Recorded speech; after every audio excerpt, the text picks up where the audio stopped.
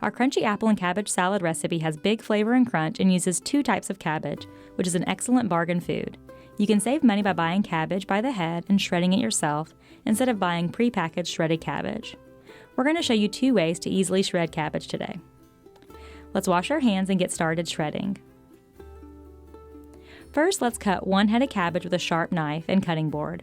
Remove the stem by cutting the bottom section from the cabbage, and now it will lay flat on your cutting board.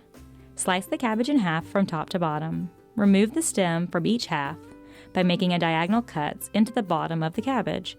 Place cabbage halves flat side down on the cutting board and use your knife to create thin, ribbon-like slices. With the purple cabbage, I'm going to show you how you can quickly shred this veggie in a food processor. My son is cooking with me today, and using a food processor makes this step easy and safe for him. Set up a food processor with the slicing blade. Cut the cabbage into wedges and remove the stem. Drop 1 wedge at a time into the food processor through the chute. Process until cabbage is shredded, and finish with the remaining wedges. Now that our cabbage is shredded, let's get started with our salad recipe.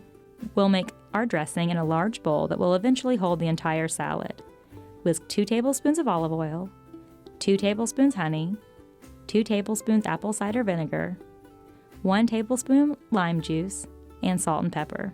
Add 2 cups shredded green cabbage, 2 cups shredded purple cabbage, and 1 chopped Granny Smith apple. Before we got started, I peeled and shredded 2 carrots, chopped 2 stalks of celery, and chopped a half of a small red onion, and we'll add those ingredients to the salad. My son's going to help me measure the next ingredients.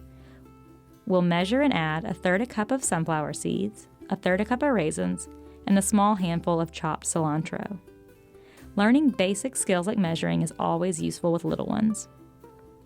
It's time to toss the salad. Continue tossing until the salad is evenly coated. If you're preparing this ahead of time, chop and add the apple right before serving so the apple pieces don't brown. This salad is a great side dish.